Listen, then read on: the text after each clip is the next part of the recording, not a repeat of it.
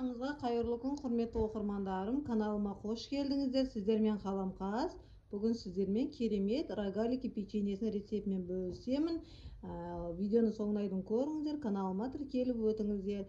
Алдымен бізге қажетті заттар: ұн, жұмыртқа, қаймақ, бөлме температурасында сары май, қамыр қопсытқыш, арасына салмасына творог пен қант қажет болады. Алдымен қамырын дайындап аламыз. Алдымен ыдысымызға сары майымызды саламыз, үстіне ұнымызды салып, жақсылап екеуін қолымыздың көмегімен араластырып аламыз.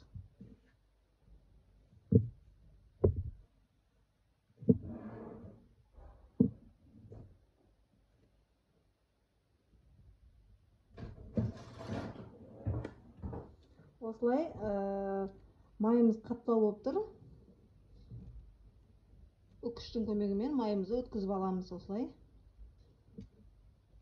Сонда ұнымызбен жақсы араласатын болады.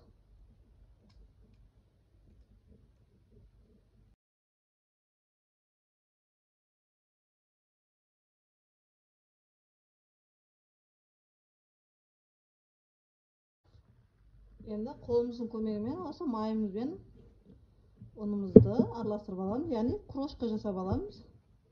Жақсылап.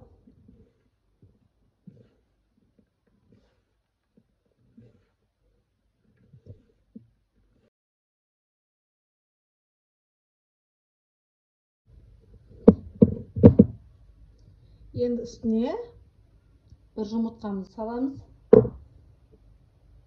Бір үлкен ас қасықпен қаймақ саламыз. Жарты шай қасық қамыр қопсытқыш салып, қалған ұнымызды сала отырып, қамыр илейміз.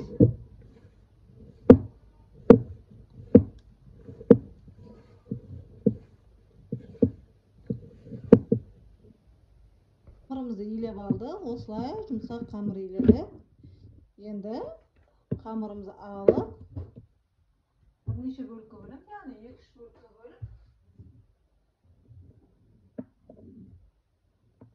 3 бөлікке бөліп, домалақ қылып, қамырымызды жаямыз.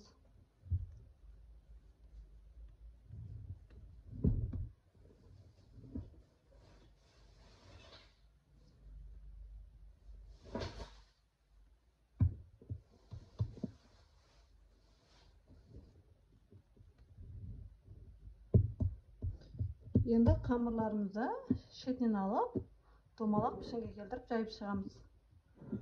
Бізге ұнның қажеті жоқ. Қамырдың құрамы майдан болғандықтан жабыспай әдемі жайылатын болады.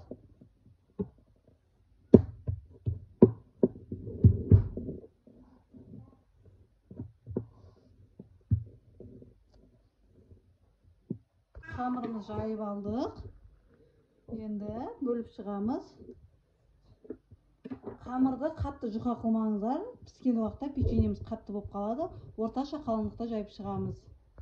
Қамырымызды бірдей ғып осылай кесіп алдық. Енді арасына творогты салмамызды саламыз. Мен творогқа кішкене қант қостым.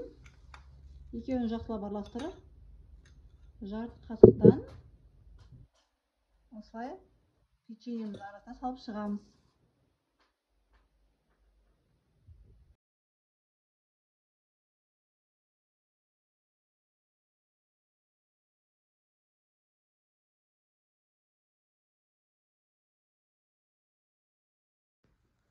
Рогаликилерімізді осылай орап, арасына салмасын салып жинады. Енді қызып тұрған табамызға 180 градуста 30-35 минутта қызартып пісіріп аламыз. Рогаликилеріміз пісіп шықты. Енді ыдысымызға салып, ыстықтай үстіне сахарный пудра себеміз. Рогаликилерімізді осылай бір тарелкамызға салып, үстіне осылай сахарный пудрамызды себеміз. Көбірек себеміз, сонда дәмді болады. Және де біз қамырдың құрамына ешқандай қант қосқан жоқпыз. Осы сахарный пудраның дәмі келеді. Мінекей песочный рогаликтеріміз дайын болып шықты. Өте керемет, нежный, қамыры үгітілмелі болып піскен. Арасы мінекей осылай, мына қолыммен ұстағанның өзіне үгітіп түсіп жатыр. Керемет болып шыққан арасының өзі. Сіздер де дәл осы рецептпен жасап көріңіздер. Каналыма тіркеліп, лайк басып, жандағы қоңыраушаны басып қойыңыздар. Сіздермен болған Қаламқас. Видеоны соңына дейін көргендеріңізге рахмет.